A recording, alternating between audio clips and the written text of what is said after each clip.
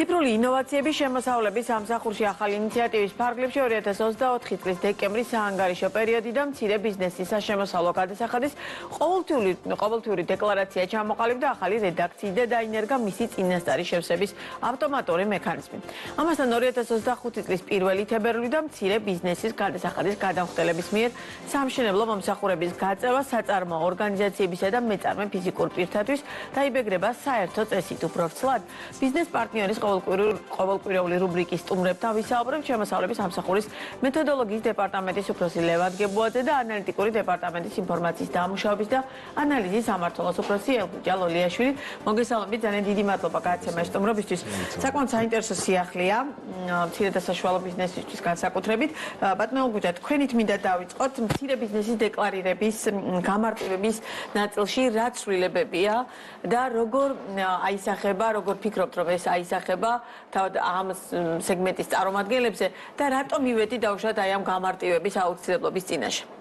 პირველ რიგში მოგესალმებით, მადლობა თემის დაინტერესებისათვის და მოწვევისათვის.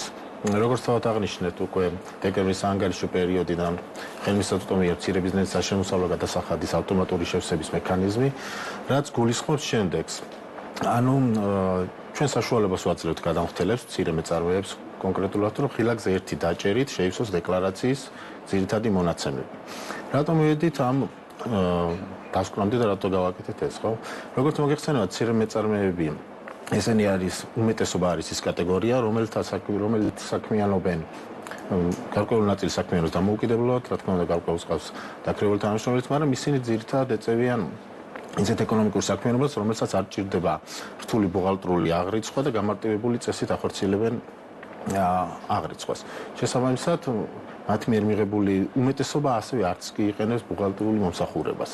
შესაბამისად, მივიღეთ გადაწყვეტილება, რომ გაგვემარტივებინა ამ გადახდელებისათვის დეკლარაციის შევსების შეიქმნა პროგრამული უზრუნველყოფა დიახ, რომელიც არის ნებაყოფლობითი თავისთავად გადახდელს შეუძლია აირჩიოს ეს სერვისი, რომელზე მონიშნის შემთხვევაში მას შეივსება გარკვეული მონაცემები დეკლარაციაში, რომელიც არის ჩვენს ხელთ არსებული და ხელმისაწვდომი, მას უფლება აქვს და რა თქმა უნდა ვალდებულება, რომ გადაამოწმოს ეს მონაცემები და დაამატოს სხვა რა მონაცემების დამატებაც იქნება საჭირო და შესაბამისად გადააგზავნოს დეკლარაცია. ჩემი აზრით ძალიან კარგი ინიციატივაა, თუმცა ეს ფასიანია თუ უფასო?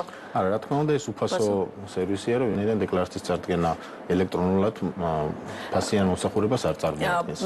პრაქტიკა როგორი იყო? დავუშვათ აქამდე არსებული პრაქტიკის გათვალისწინებით, როდესაც მცირე მეწარმეები ავსებდნენ ამ დეკლარაციას, რამდენად სწორად ავსებდნენ და დავუშვათ რამდენად გარდა იმისა, რომ გაამარტივებს, რამდენად ხარისხობრივად სხვა ტიპის დეკლარაციას მოგცემთ, დავუშვათ ეს ახალი შეთავაზება.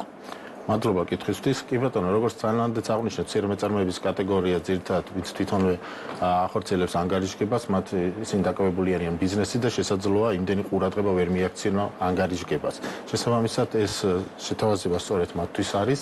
ეს აუცილებლად გააუმჯობესებს ხარისხს და კიდევ ერთი წინ გადადგმული ნაბიჯია შემოსავლების სამსახურის მხრიდან, რაც გულისხმობს დობაზე დაფუძნებულს. ანუ შემოსავლების სამსახური ღიაა და უზიარებს მითხელს არსებულ ინფორმაციას გადამხდელებს, სთავაზობს სერვისს. აღნიშნული სერვისიდან მოლოდინი გვაქვს, რომ აუცილებლად ამაღლდება კანონის შესაბამისობა თავისთავად, დაიხვეწება ასევე ხარისხი და გაუმჯობესდება დეკლარაციის წარდგენის მაჩვენებელიც. კი ბატონო, და რამდენ მეწარმეს შეეხება? კი ბატონო. დღეისათვის მოქმედი მცირე ბიზნესის სტატუსის მქონე პირი დაახლოებით წარმოადგენს 150,000 პირს, რომელიც პერიოდულად წარადგენს დეკლარაციებს, ანუ ეწევიან გარკვეულ ეკონომიკურ საქმიანობას, ანუ შესაბამისად 150,000-მდე გადამხდელს შეეხება ეს. დიახ, ასევე აქვე აღნიშნავ უბრალოდ, რომ პირველ ეტაპზე ეს ხელმისაწვდომია ყველა მცირე მეწარმის სტატუსის მქონე პირისათვის გარდა დღეს გადამხდელად რეგისტრირებული პირებისა. მათთან მიმართებაში მიმდინარე წელს გვაქვს გეგმაში და მათთან მიმართებაში ჩაირთვება აღნიშნული სერვისი. საინტერესო. ეხლა იმ ნაწილზე, რომელიც ეხლა უნდა შევიდეს 1 თებერვლიდან, რა სახის ცვლილებაზეა საუბარი და ამ გადაწყვეტილებამდეც როგორ მიხვედით, ამას ყველა შემთხვევაში იმიტომ ვკითხულობ ხოლმე, რომ რეალურად ამ რუბრიკის პრაქტიკამ აჩვენა, რომ ძალიან ბევრი გადაწყვეტილება კონკრეტული საჭიროებებიდან გამომდინარე იყო მიღებული ამა თუ მეწარმეს რაც ჰქონდა, რომელიც დაინახეთ რეალურად უკვე შევსებისა თუ დავუშვათ პრაქტიკის პროცესში და მე ძალიან მნიშვნელოვანია, რომ ამის დახვეწაზე იმუშავეთ. ეხლა 1 თებერვლიდან რაც შედის, ის რა ცვლილებაა? კი ბატონო, მოგეხსენებათ, რომ 2025 წლის 1 თებერვლიდან საქართველოს მთავრობის დადგენილებაში მცირე ბიზნესის გადასახადის განამხნელებისათვის შევიდა ცვლილება, რომლის მიხედვითაც საქმიანობა, რომელიც არის სამშენებლო მომსახურების გაწევა, აღარ დაიბეგრება სპეციალური რეჟიმის და განაკვეთით, შემცირებული განაკვეთით 1%-ით ან 3%-ის ოდენობით და დაიბეგრება 20%-ით, თუ ეს მომსახურება გაეწევა საწარმოს, ორგანიზაციას ან მეწარმე ფიზიკურ პირს. აქამდე იბეგრებოდა 1%-ის ოდენობით, ხოლო რა მიგვიყვანა აქამდე, ეს იყო ის, რომ პრაქტიკაში ადმინისტრება იყო გართულებული და შეიცვალა ხასიათი და შინაარსი ამ რეჟიმის გამოყენების. გართულებაში რა იგულისხმება? იგულისხმება ის, რომ მეწარმეები, სამშენებლო ობიექტები, აქ არის მხოლოდ სამშენებლო საქმიანობაზე საუბარი, სამშენებლო ობიექტებმა თავიანთ თანამშრომლებს სთავაზობდნენ ერთგვარ გამოსავალს და დარეგისტრირებული ყოფილიყვნენ მცირე ბიზნესის გადასახადის განამხნელად და თითქოს მომსახურება გაეწიათ მათთვის, ანუ შემსყიდველი ყოფილიყო მომსახურების აფორმებდნენ კონტრაქტებს მომსახურებაზე და რეალურად ესენი იყვნენ დაქირავებული თანამშრომლები. ურთიერთობა იყო შრომითი კონტრაქტის საფუძველზე განხორციელებული, შინაარსობრივად იყო დასაქმებული, იმიტომ რომ მის კონტროლს ქვეშ ხორციელდება ყველაფერი, მაგრამ იმისათვის რომ გამოიყენებინათ ეს დაბეგრვის რეჟიმი, შეღავათიანი დაბეგრვის რეჟიმი, ახორციელებდნენ აი მომსახურების კონტრაქტების გაფორმებას. რამდენად ხშირი იყო ასეთი პრაქტიკა? იმიტომ როგორც ხვდები, ეს იყო რეალურად მიზანი ამ ცვლილების, ხო? რა თქმა უნდა, ცვლილების მიზანი ეს იყო, რომ ეს აღმოგვეფხვრა, რომ სამართლიანი კონკურენტული საგადასახადო გარემო შეგვექმნა ბიზნესისათვის, იმიტომ რომ ეს არის წლების დანაგროვები, ეს არ არის ერთბაშად მიღებული გადაწყვეტილება. ჩვენ ბიზნესთან მქონდა აქტიური კომუნიკაცია, შევთავაზეთ ჩვენს ვებგვერდზე ასევე ეგრევე წოდებული კალკულატორი შევქმნით, ვინ ითვლება დაქირავებით მუშაობა და რა ითვლება მომსახურების გაწევა სამეწარმეო საქმიანობის ფარგლებში. რათა გამოიყენებინა სწორად იმისათვის, რომ როდესაც ჩვენ საგადასახადო კონტროლის ღონისძიების ფარგლებში შევისწავლებით საკითხს, სწორად და ბიზნეს კონკრეტულად ჩვენ როგორ მოვიქცევდით და როგორ შევაფასებდით, იმიტომ რომ საგადასახადო კანონმდებლობა ითვალისწინებს ფორმაზე შინაარსის აღმატებულობის პრინციპს და ამ პრინციპით ეკისრებოდა საგადასახადო ვალდებულებები. რას იწვევდა ეს იწვევდა საგადასახადო ვალდებულებების დაკისრებას, ასევე დავების წარმოებას, განხანგრძლივების პროცესი იყო განხანგრძლივებული, დავები სრულდებოდა იმით, რომ რა თქმა უნდა საგადასახადო ორგანო ფორმა შინაარსის გამოყენებით, როდესაც ნახულობ, რომ ეს არის დასაქმებული რეალურად და უბრალოდ იყო გამოყენებული ეს რეჟიმი მისათვის, რომ შეღავათიანი. ბევრი იყო, რაოდენობა ძალიან ბევრი იყო, მაგრამ დანაკარგი იყო პირობითი. გითხარით, იმიტომ რომ ეს იყო დროში უბრალოდ, თუ არა საგადასახადო ორგანო აკისრებდა ვალდებულებას ისე 20%-ის ოდენობით და სთხოვდა ბუნებრივია ამ გადასახადს. აქ აღსანიშნავია ის, რომ ისეთი ფორმა მიიღო ამან და შინაარსი, რომ თავად სამშენებლო კომპანიები და მათი ბუღალტერია უწევდა ესეთ პირებს, თითქოს მომსახურების გამწევ პირებს, ბუღალტერიის შემოსავლების და დეკლარაციების გადაგზავნის მომსახურებასაც კი. ანუ იკვეთებოდა ძალიან ცალსახად, რომ ერთ და იგივე კომპანია ავსებდა როგორც კომპანიის დეკლარაციას, ასევე თითქოს მომსახურების გამწევ დამოუკიდებელ მეწარმე ფიზიკური პირების. ძალიან ნათელი იყო და იმისათვის, რომ ეს აღმოფხვრილი იყო, ამიტომ იქნა მერე ცვლილება განხორციელებული. რეალურად, როდესაც ჰქონდათ ბიზნესთან კომუნიკაცია, მარტივად წამოვიდნენ და უშოთ აი მას გასაგებია, რომ კომუნიკაცია ჰქონდათ ახსნა განმარტების დონეზე, რომ მიგეწოდებინათ ეს ინფორმაცია, თუმცა როგორი იყო მათი რეაქცია? რეალურად მზად არიან და უშოთ აი ამ ახალ რეალობას მოერგონ?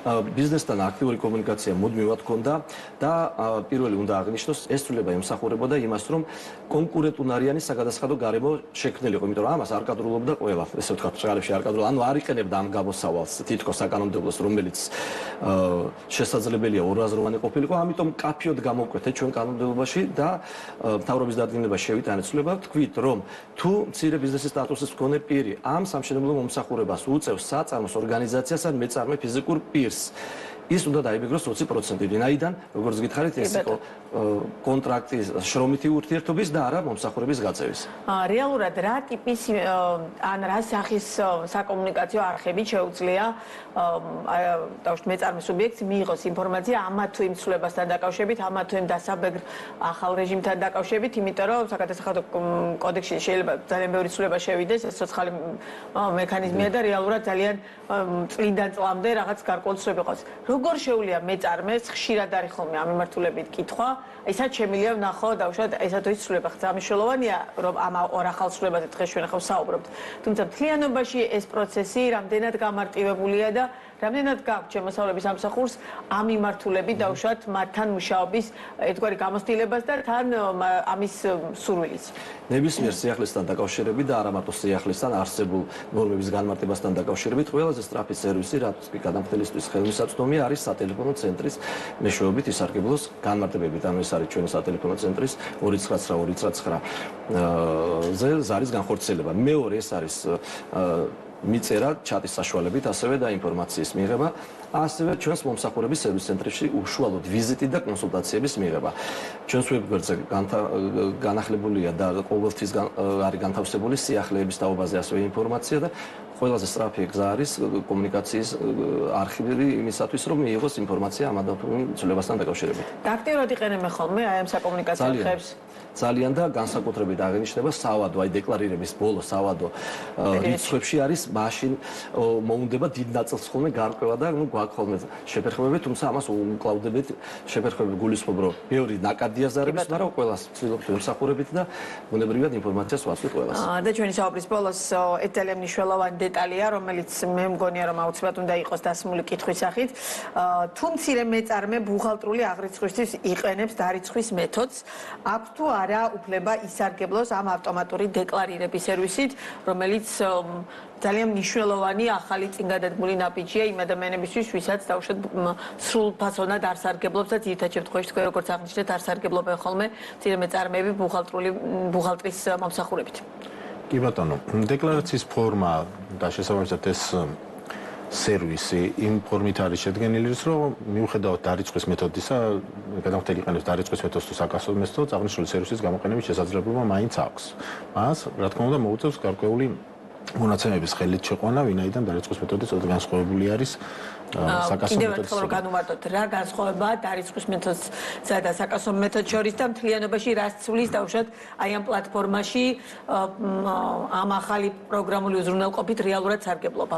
დიახ, კი ბატონო. და ზუსტად ვიცი რომ ამაზე იქნება კითხვები, რომ დარიცხვის მეთოდს როგორც მოგეხსენებათ, ანუ გადასახადის განახორციელება შეიძლება აირჩიოს წლის განმავლობაში, რომელი მეთოდით საქმიანობს და წლის განმავლობაში აღნიშნული მეთოდით უნდა განახორციელოს საქმიანობა. დარიცხვის მეთოდი გულისხმობს, რომ მან შემოსავალი და ხარჯი უნდა აღიაროს იმ დროს, როდესაც მოხდა უფლების მოპოვება და გადაცემა. შესაძლოა მიუხედავად იმისა, რეალურად მისი სანაცვლო ანაზღაურება მიიღო, ან ხარჯი გაწია თუ არა. განსხვავებით საკასო მეთოდისა, რომელიც როგორც მანაც აღნიშნა, უმეტესობა მცირე მეწარმეებისთვის სიმარტივიდან გამომდინარე ახორციელებენ საკასო მეთოდით, ვინაიდან რა დროსაც მიიღებს შემოსავალს, იმ დროს ახორციელებს მის დაბეჭდას და დეკლარაცია შეასახოს. მიუხედავად ამ ყველაფრისა, დარიცხვის მეთოდზეა თუ საკასო მეთოდზე, დეკლარაცია ითვალისწინებს ამას და ავტომატური შევსების მექანიზმი ასევე ხელმისაწვდომი არის. ერთ უბრალოდ კიდევ მეტი თვალსაჩინობისათვის ვიტყოდი, რომ ავტომატური შევსების მექანიზმი ხელმისაწვდომი იქნება ყოველი თვის 5 რიცხვის შემდეგ. ეს პირველი 5 დღე არის ის პერიოდი, რა დროსაც ჩვენ გარკვეული მონაცემებს ვამუშავებთ, რა თქმა უნდა, ავტომატურ რეჟიმში და ეს დრო ჭირდება სისტემას, რომ დავაგენერიროთ მონაცემები. ყოველი შემდეგი თვის 15 რიცხვიდან უკვე ხელმისაწვდომი არის წინა პერიოდების ავტომატური დეკლარაციის შევსების მექანიზმი. კი ბატონო, ძალიან დიდი მადლობა საინტერესო საუბრისთვის და იმ ინფორმაციისთვის, რომელიც ახლა მივაწოდეთ მცირე მეწარმეებს, თუ ვინმეს რაიმე ტიპის კითხვა აქვს, ბუნებრივია, შეგიძლიათ მოიწეროთ და შესაბამისად უკვე შემდგომ რუბრიკის ფარგლებში ჩვენ აუცილებლად გავცემთ აი ამ კითხვებს პასუხს. ლევან გებუაძე, გუჯა ლოლიაშვილი იყვნენ ბიზნეს პარტნიორის პირდაპირი ეთერის სტუმრები.